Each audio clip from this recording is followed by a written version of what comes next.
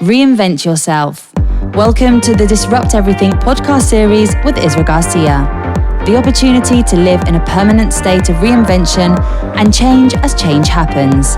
A space for human potential, action, holistic high performance, ultra productivity, experimental lifestyle, unstoppable attitude, disruptive mindset, coaching and self-discipline as a lifestyle, modern stoicism, impact marketing, connected leadership, and whatever comes next. Hey, this is Isra. You are about to see and you're about to listen Tim Urban's podcast interview for Disrupt Everything podcast series. But before this, let me tell you that at the end, we finish in an unexpected way because we had several problems with the internet due to my location, where I was at that moment, and later we made a second interview, the second part, and sadly, unfortunately, the connection and the Zencaster didn't work properly for the second time. So the second part of the interview that we cut because we had internet problems, internet connection problems, we didn't have it neither. So we decided to leave it that way because that's the way. So I just send this, or I just record this video in advance. I just record this audio in advance to let you know that you might find an abrupt cut at the end.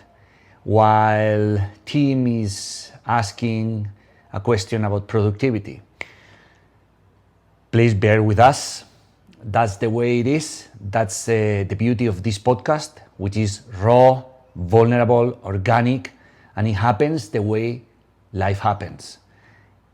Any path is the path, so be it. This is the path also.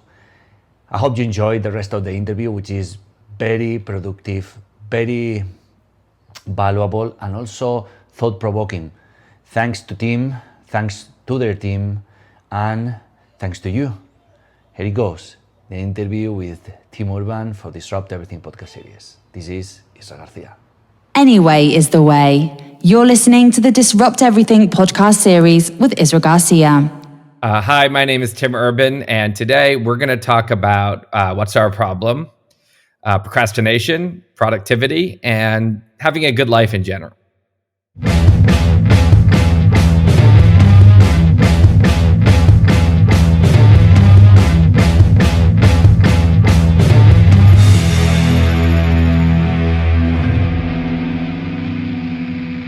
Be humbler about what you know, more confident about what is possible, and less afraid of things that don't matter.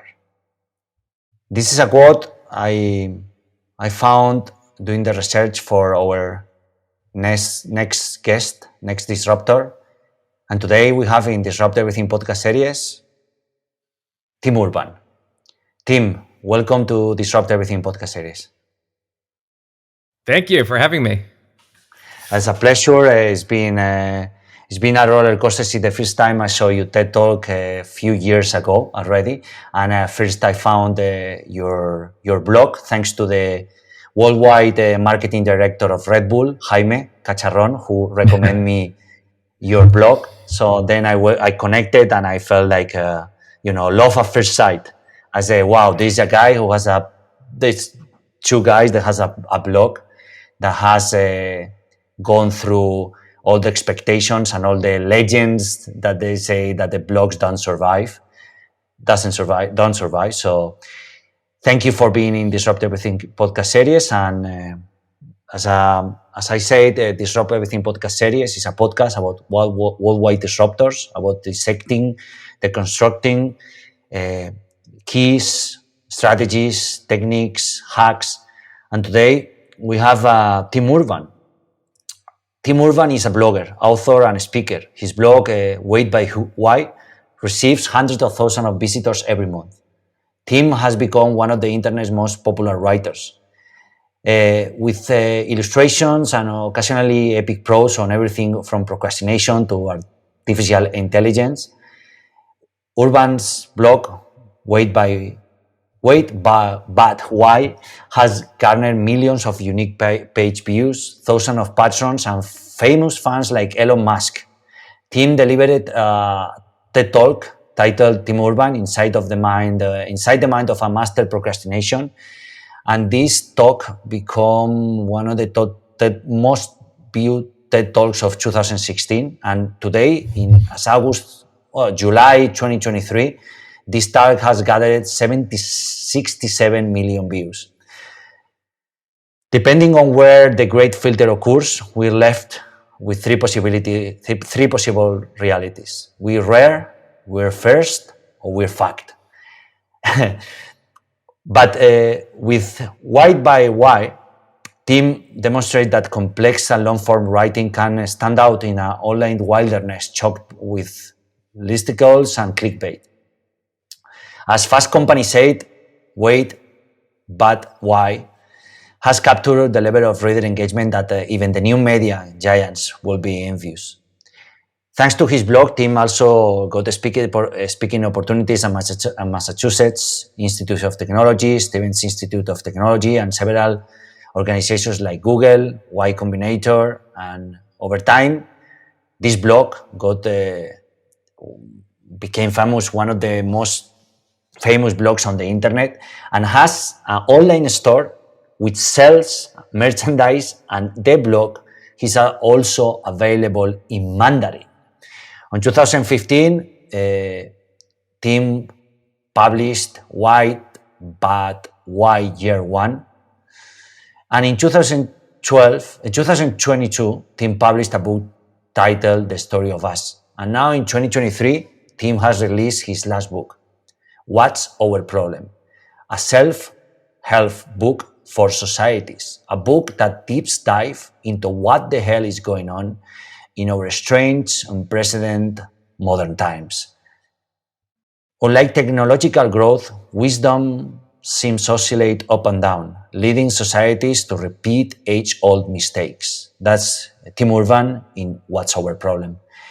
Tim, with such a tremendous ruckus maker career, my first question that happens to ask, and I'm very curious about it, is what have been your lifetime milestones? If you were about to put your biggest milestones in a timeline, what would they be? Well, for my life, yes. Well, I would say, I probably, like a lot of Americans, it's like, oh, I graduated high school, then I graduated college, then you kind of go by, I think, where you live is often how you segment your time. So I was in LA for 5 years after college, and then I've been in New York since. So that's how I would like segment my life, kind of school, city. But yeah, I don't know. Starting Wait But Why was a big milestone for me because it was a time when I kind of took something I was doing on the side as a fun thing, which is blogging occasionally, and turned it into a full-time job. And it's just kind of captured captured me ever since, is that this project, this kind of ongoing project, and it allows me to kind of indulge my curiosities and take on a new, whatever is interesting me at the time, I could just dive in. So yeah, that's where I am now.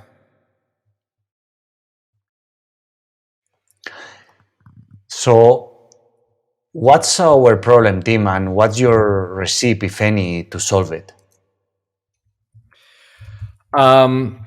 Well, yeah, it's a big question. I mean, it basically was me looking around my society and feeling like things weren't how they should be. We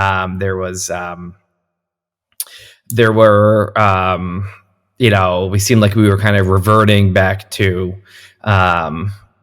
I don't know, like hardcore political tribalism and like public shaming and like, demagogue leaders winning, office, and everyone's scared to say what they think, and I kind of wanted to figure out, why are we doing this? So that led me down a 7-year rabbit hole, because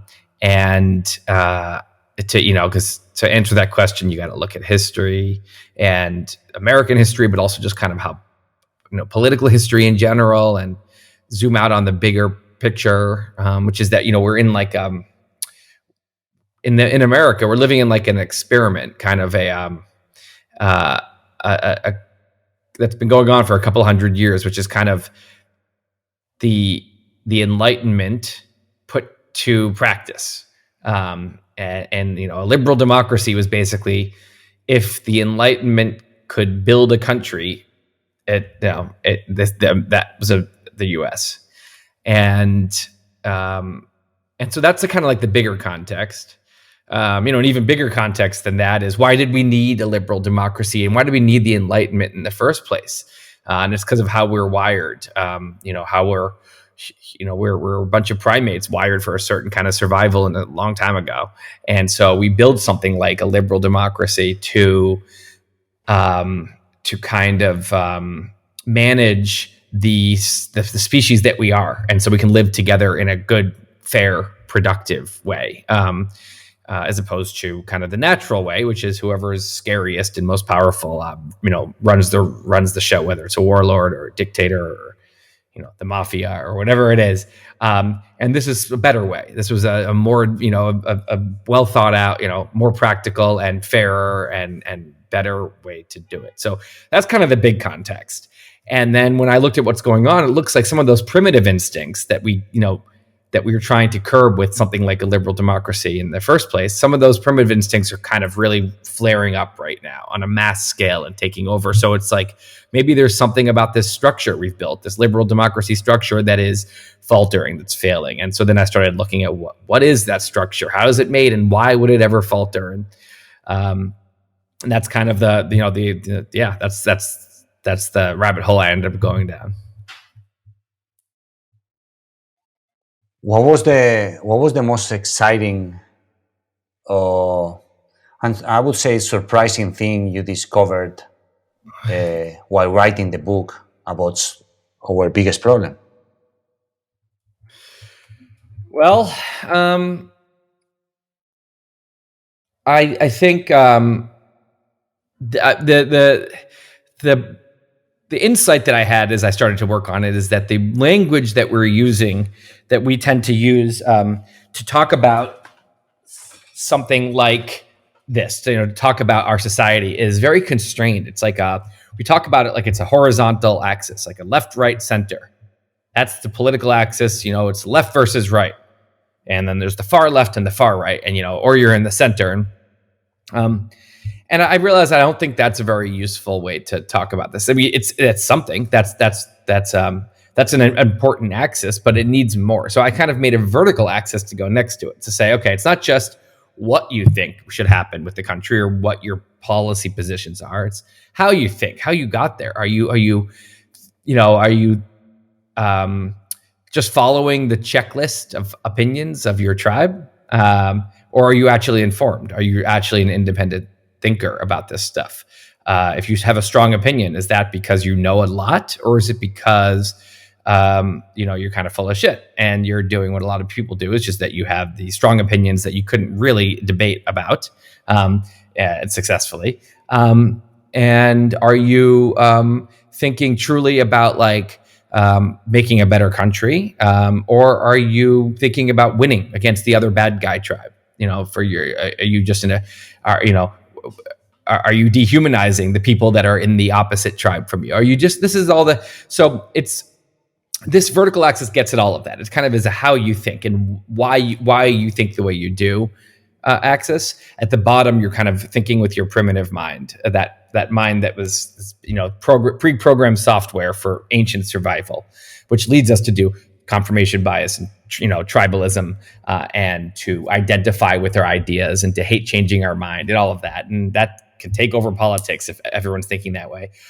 Or at the top of the ladder, I call the vertical axis like a ladder. At the high rungs of the ladder, you're thinking much more. You're free of that a little bit, that other kind of primitive thinking, and you're much more likely to be actually seeking out truth and actually trying to make your wherever you live a better place. And you're not just following a checklist. You're willing to say, I don't know, because you're just kind of being an independent thinker, because you're not kind of swallowed up by this primitive mindset.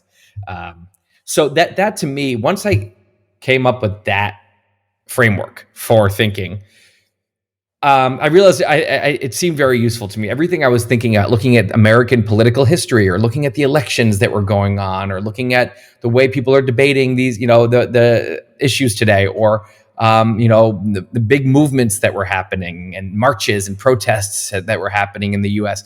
It all got clearer when I started thinking about it with this vertical axis.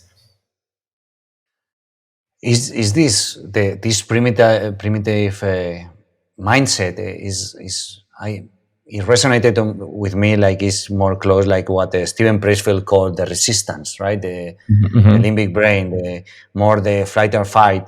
Is this more a ego fight, or is this more like a value or crisis? I think that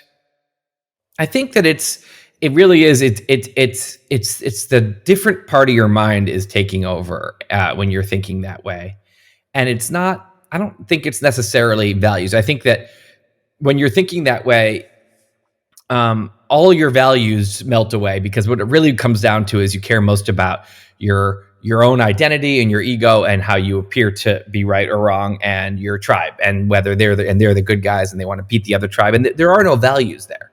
It's just primitive survival mode. That's primitive mode. And so you can test this, because someone can say they have a value, and it's easy to defend your value. Just say you say, I value free speech. It's very easy to be pro-free speech when you're defending the free speech of people you agree with. Everyone is pro-free speech when it comes to the speech of people they agree with. Everyone, every brutal dictator. Stalin was pro-free speech about pro-Stalin sentiment, right? Like, it doesn't say anything about your values. So your value of free speech, for example, is entirely only tested about how you feel about people who are saying things you hate. People you hate saying things you hate. Now, if you are still saying, yeah, I don't like it, I think they should be argued against, I think they have bad ideas, but they definitely have the right to say it. And if someone wants to give them a platform, I'm just going to go and make an argument against them, or I'm not going to listen to that. Okay, now you're being actually pro-free speech. But if it's that person you hate saying things you hate, and you say they shouldn't have a platform, and they should be, or that someone who gives them a platform should be punished, or they should be disinvited from coming to a college campus to speak. They shouldn't even be allowed to speak. Or we should shout so loud that no one can hear what they have to say. Or we should fire the editor of the newspaper who published an article by them. Then what you're doing is you are exposing yourself for being not a free speech person. You are an anti-free speech person. And that's fine, but then you should say, I don't believe in free speech, and here's why. So the problem is, in this primitive thinking, we're not, it's that you still think you're pro-free speech, and you say you are, but you're actually not. So it's a lot of hypocrisy comes in. I use free speech as an example, but you can use this example for any political issue. In any case, there's a value there that you say you have. And when you're thinking with your primitive mind, you almost always violate your own values, because you care more about the tribe, tribal victory, than the value itself. And so once it's not convenient for your tribe to stand up for this value, you won't stand up for it anymore. You'll go with your tribe instead. So yeah, I think that it's that values kind of you violate your own values when you're in this zone, and then we can do that as a whole society if we're not careful. Tim, in the book you talk about that we're losing the wisdom, and my question is, from your own experience, where and how do you find this daily wisdom that we are losing? You broke up for a second there. What did you say? Yes, The I first thing. agree. Yes, in the book you talk about that we are losing the wisdom, the touch with the wisdom. And my asking is from your experience and from the findings in the book and your own life, where and how do you find this wisdom that we are losing, Oh or is yeah. somehow losing? Yeah, I mean, I think of, on a collect, look, on your own life, wisdom is something that, you get better at, when you're not wise, you make a lot of mistakes that you regret. You do a lot of things that later you say, oh, I shouldn't have done that, right? Or I shouldn't have acted that way, or that wasn't the right thing to do. And then as you get older, if you're someone who can be humble enough to self-reflect and learn from experience, then you get wiser. And then later in life, you know the right thing to do more often, and you can kind of guide your own life. It's like a compass that can help you guide your own life in the right direction. So as a society, we have the same thing. There's again, I think a country like the U.S., it's full of flaws.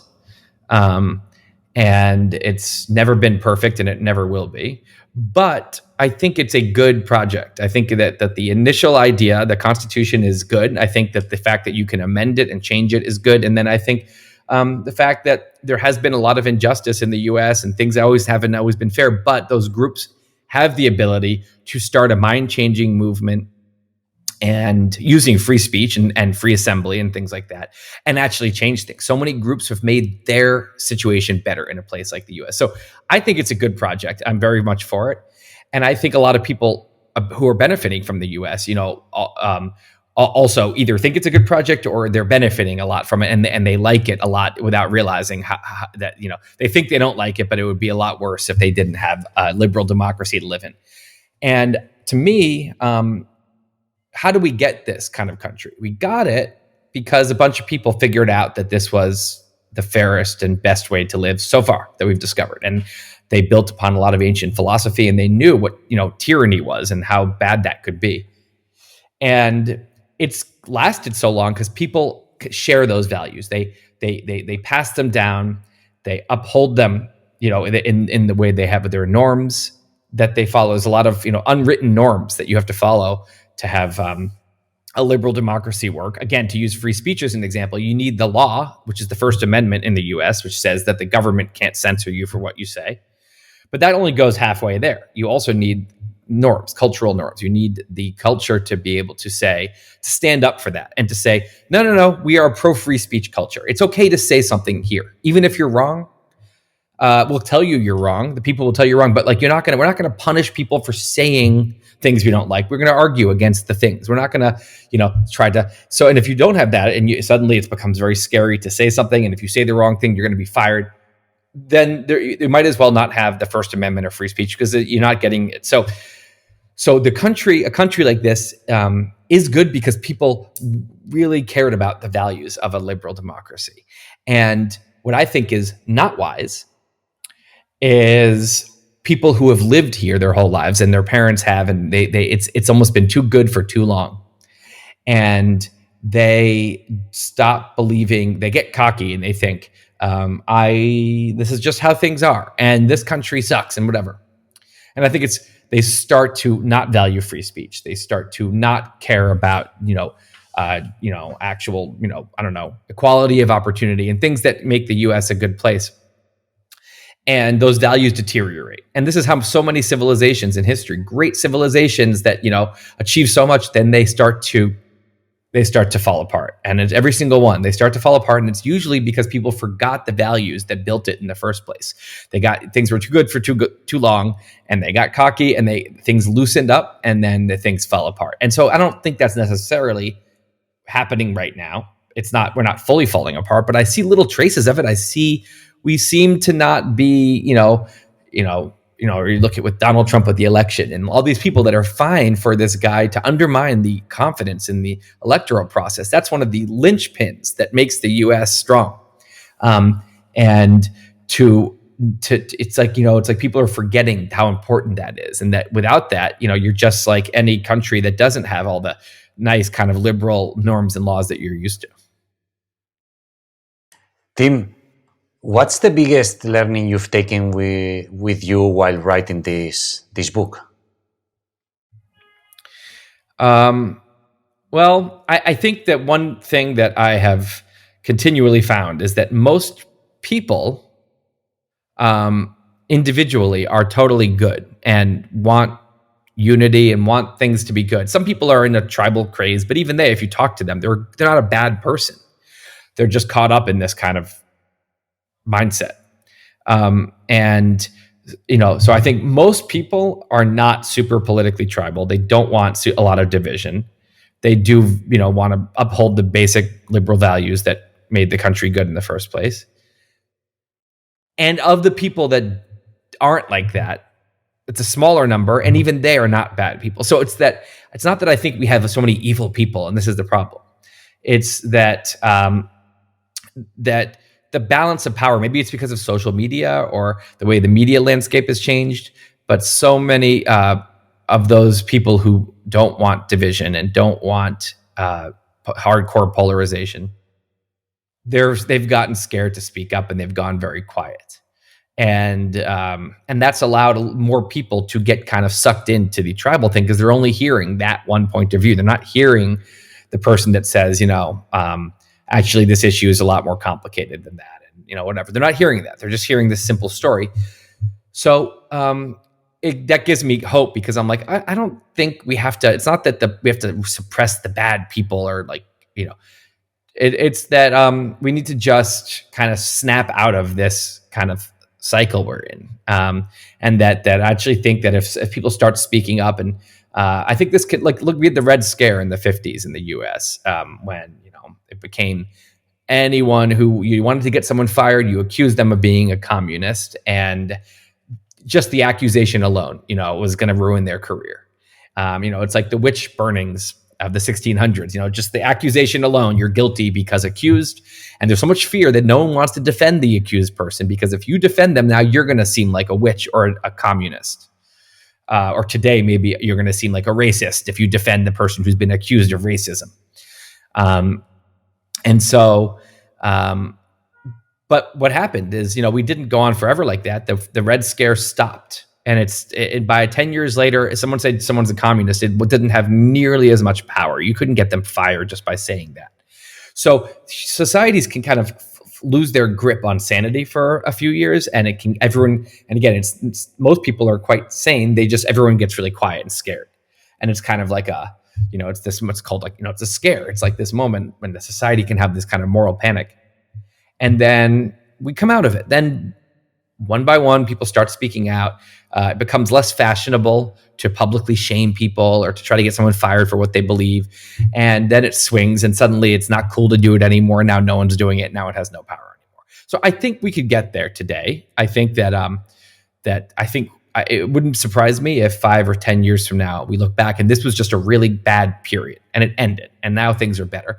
Also, it could be that this is different. They didn't have social media in the 50s or in the 1600s Salem witch trials. Like, they didn't have a lot of the technology we have today that maybe is causing some of this. And so maybe today's different. Maybe now things are just going to get worse and worse. I don't know. I hope that's not true, but it's hard to know. And I have a question that comes to my mind. If they have changed, how this book has changed your bias before and after writing the book? Because I think that before I wrote the book, like a year before I started the book, I still was kind of in the mindset that the left team, which is the Democrats in the U.S., the progressives, or the blue team, you can call them any of those things, they were the good guys, and they were the smart people, and they were the pro-science people, and they were the non-bigoted people who were the kind of more advanced and more civil and more educated and smarter. And that if only that group, my people, were in charge. If the red group on the right could just be its own country, it would be a terrible country, and we in this country would suddenly, everything would be amazing, and it would be equality and justice and prosperity, and we would advance science so quickly. There wouldn't be this weight holding the whole thing down, pulling everything down. So that was my mindset for a long time, and I'm not proud of it. It's not a very grown-up mindset, and it's not a very I don't think it's an admirable way to think, but that's where it's hard not to, it's hard when you grow up in that environment and you're only in, talking to mostly people who agree with you. You just can get into that zone. And that started to crack in me around 2014, 2015. I started to feel uncomfortable with what I saw some emerging from the left. And I started to say, this doesn't seem like it's good. Like, I'm not really proud to be associated with some of this.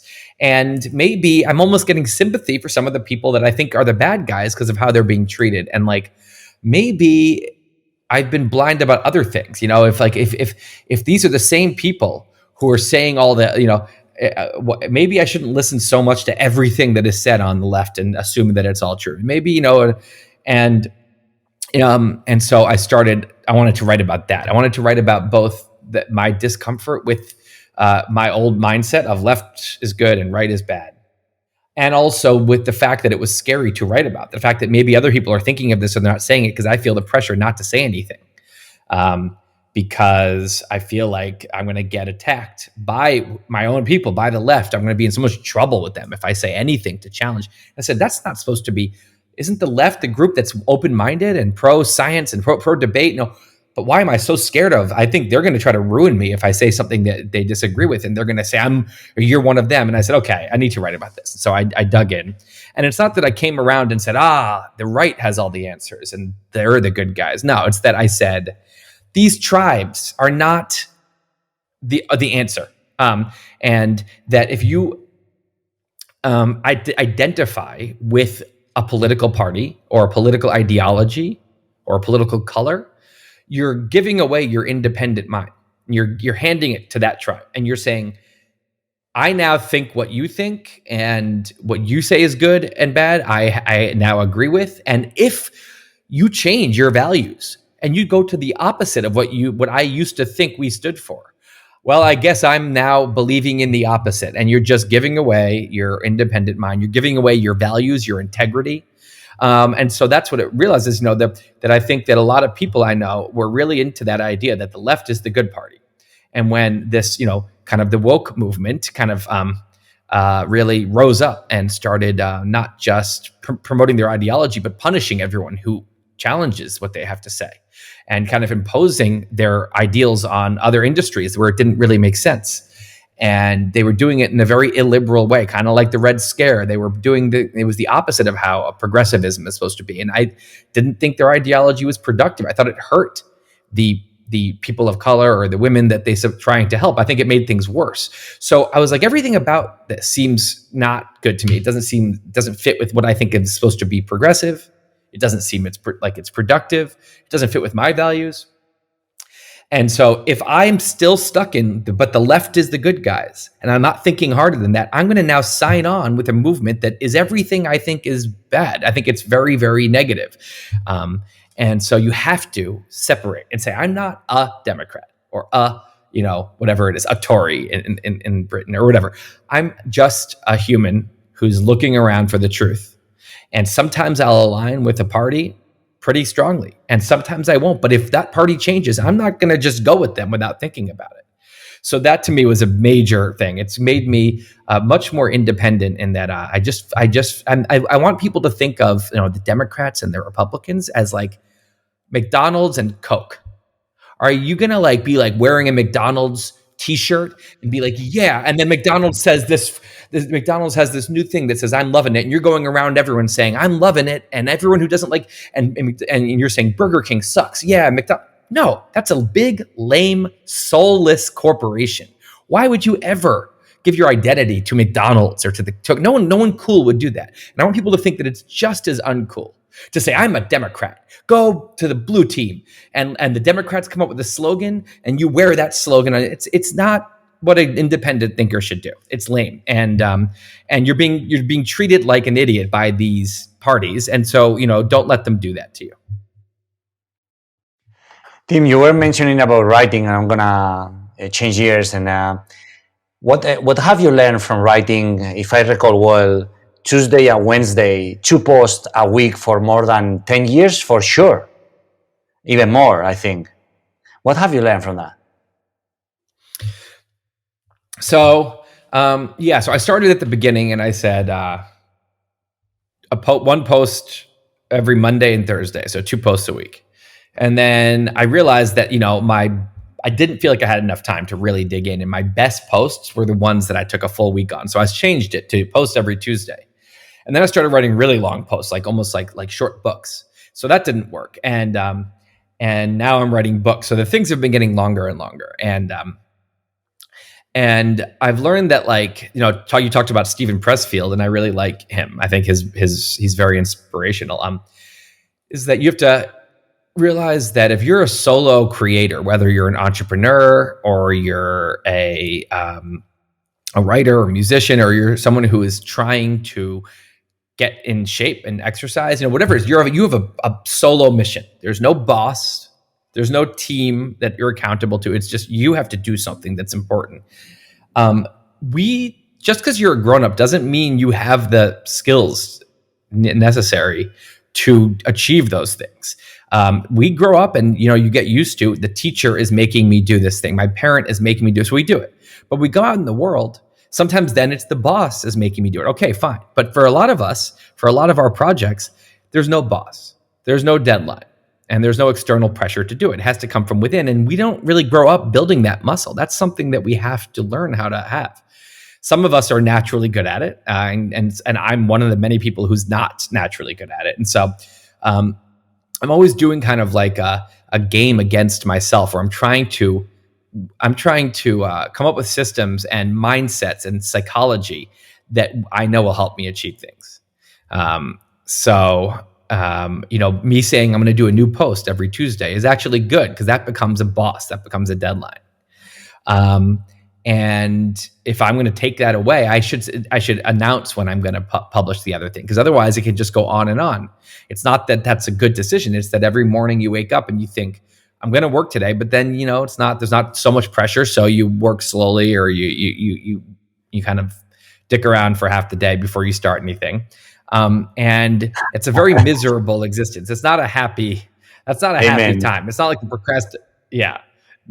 procrastinator isn't sitting around thinking, haha, like everyone else is working, they're all chumps, I'm going to do it at the last second. No, they're miserable. They hate themselves. They're saying, why am I doing this to myself? I'm not going to do my best work. I'm not having any fun right now. I'm miserable and self-loathing as I'm sitting here not working.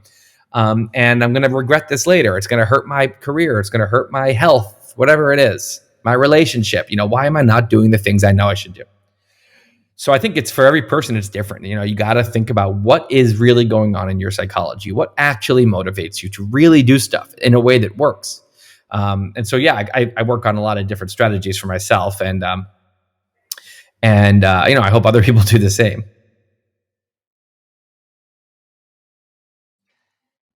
How do you see blogs nowadays, and how can we keep them alive, and if possible, have a blog that thrives? Yeah, so a blog, all it is it's a, I think there used to be kind of like, there's maybe you write for a newspaper and you have a column that's a very certain 1,000 words. And that's what you do. You write 1,000-word thing or 700-word thing. Or there's a book and you have to write 200 pages or more, or else people don't want to buy the book. They think it's not enough, too much money. So you have to write 200 pages or you have to write 2 pages. Maybe you work for a magazine where now you can write 10-page articles. A blog to me is just, it takes away the rules.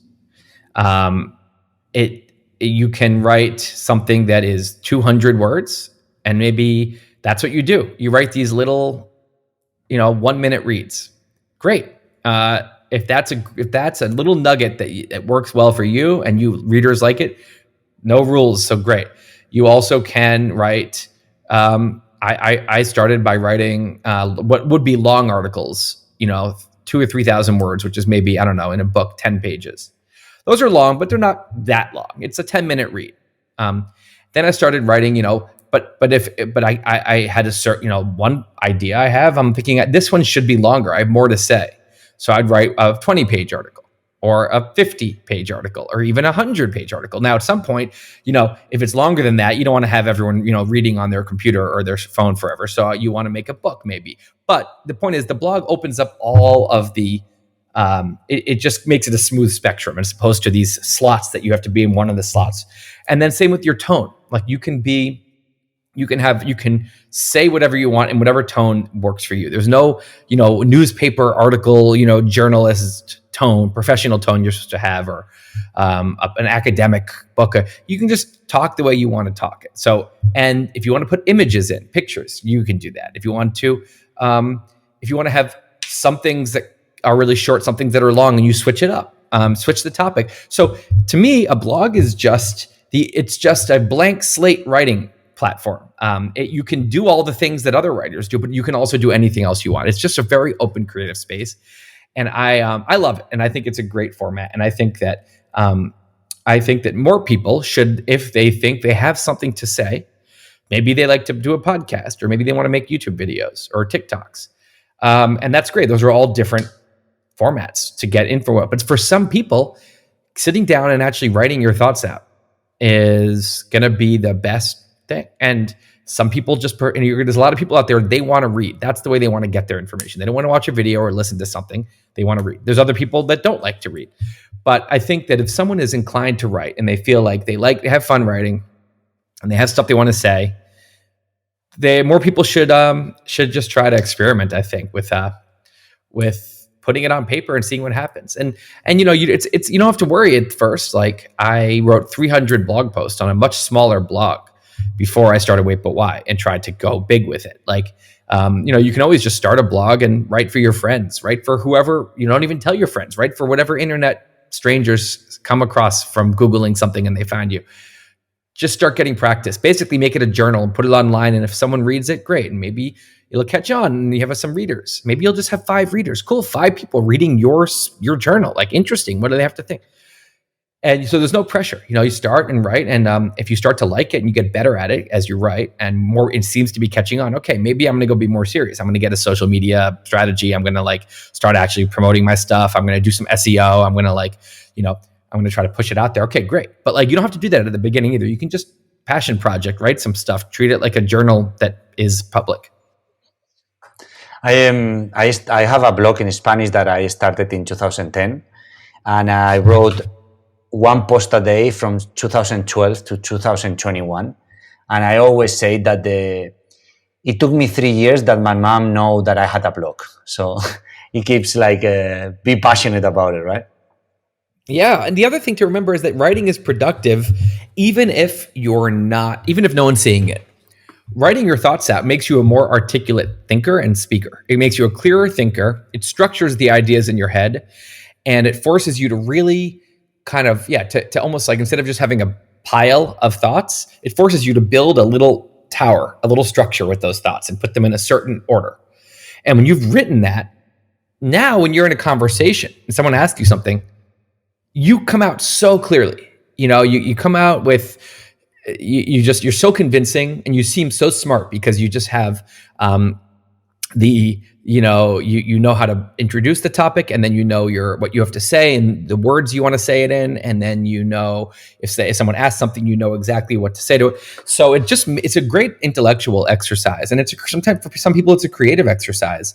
It helps you it's just like going to the gym for your brain a little bit. So I think that more people should write just because it's interesting, it's fun, and then maybe you can make an impact if you get a readership. Then great, then you can make an impact. If it gets really big, you can make a career. You can quit all your other stuff and write full time. So you can build up to that. Tim, what are your best practices for blogging and for writing books if they differ? Yeah. They do differ. I learned that the hard way with this first book this book, What's Our Problem? Because this was my first real book was What's Our Problem? My first long, book written for a book. The other ones were kind of compilations of blog posts I had already written. So with blog post, you can do things methodically. You can say, I'm going to do all of my research and brainstorming. Then I'm going to take all those thoughts and everything I learned and make an outline. Then I'm going to write. Then for me, there's one more step. I'm going to do my drawings because I do a lot of visuals. Then I'm going to revise it, maybe get some feedback on it, and publish. And that's very satisfying for a perfectionist. You do each step along the way. And when you move on to the next step, all the other steps are behind you. A book is too big to do that way. I learned that I tried to, research everything ahead of time. So I said, I don't want to start writing if I don't know everything yet. I don't want to start writing if I don't know where it's going to go. I need a full outline. And that's not really true. What you instead need is a really basic, you need to, maybe you need to read for a little to learn.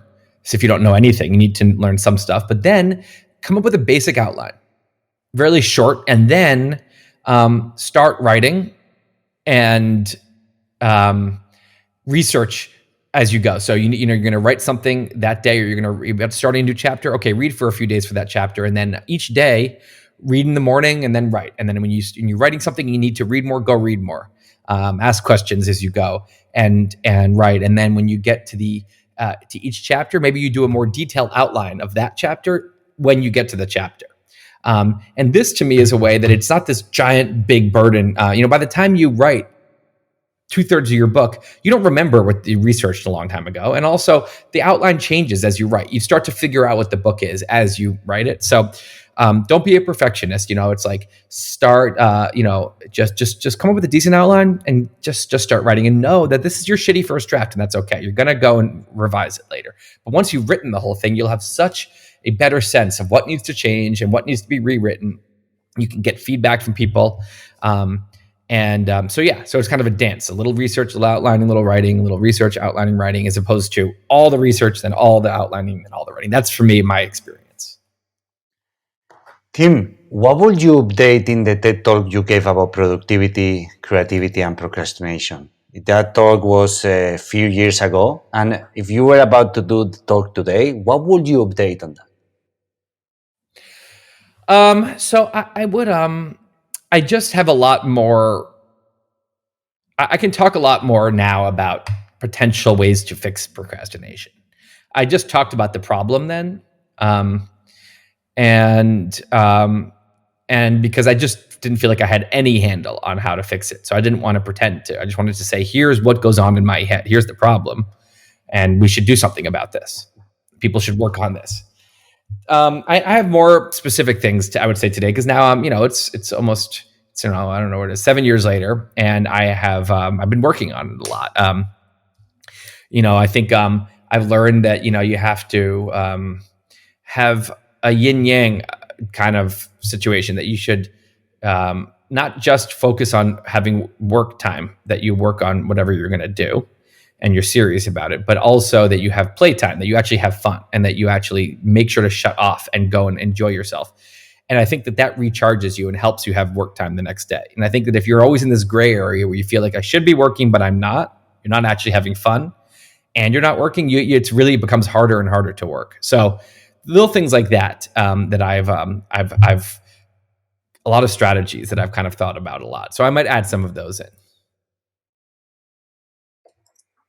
As Elon Musk was a fan of your blog, and still, I guess, is.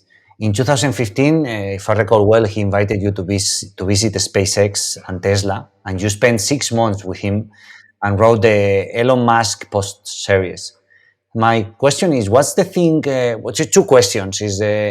What's the things impress you the most about Elon, and what are your biggest takeaways after those 6 months?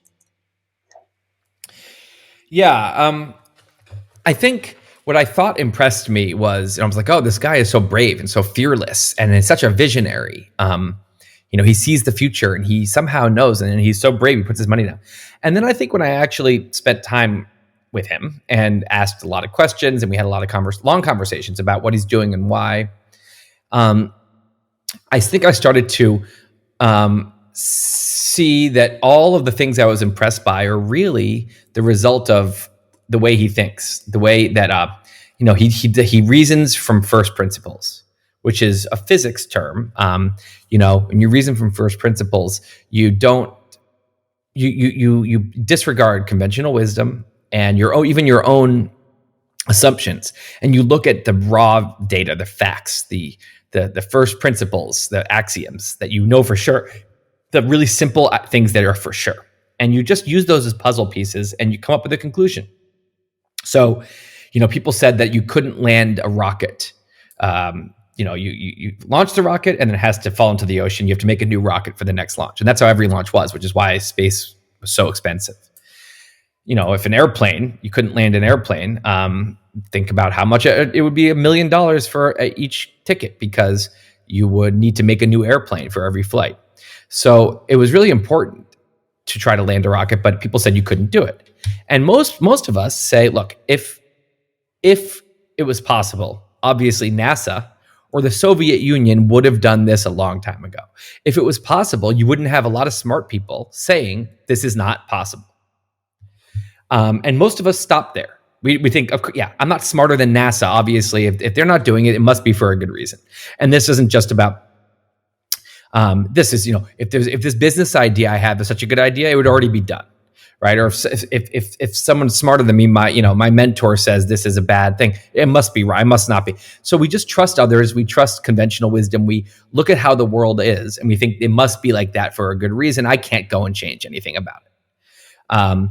And what Elon does is he says, what are the first principles here? They are the weight of the materials for a rocket. There's the force of gravity, wind resistance. That is the first principles. And he did the math and looked at that together, and he said, I think it looks like we can land a rocket.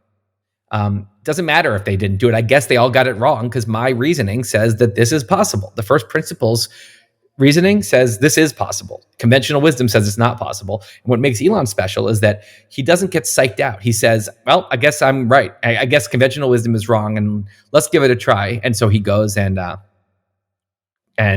tries.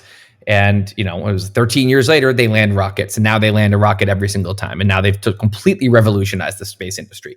So there's a lot of examples like this. Anytime there's a giant disruptor in any industry, what you're going to find is that most companies, most people are playing by the rules. They're trying to build within a structure that is proven to work.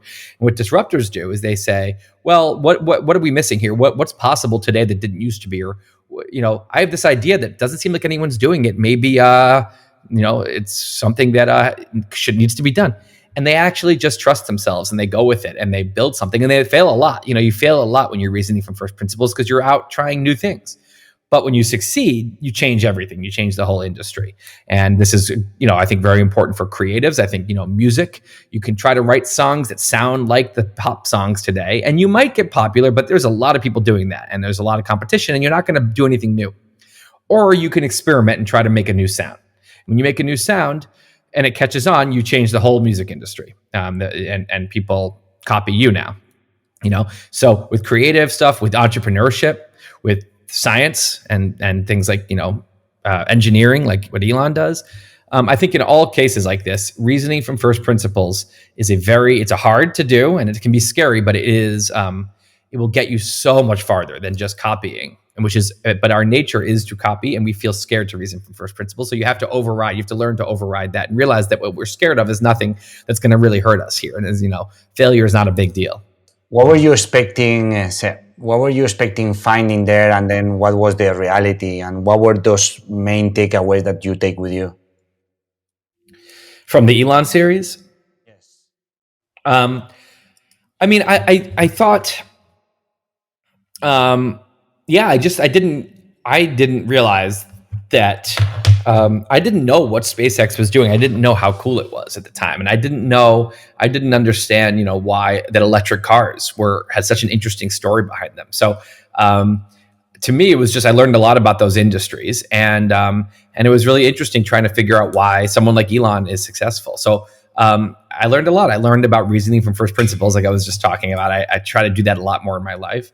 And I also got really excited about space and about about, future endeavors. Just in general, it got me excited about all that and made me want to really dig into what other people are doing. There's a lot of people building with the future out there, and it just got me it lit that up in me.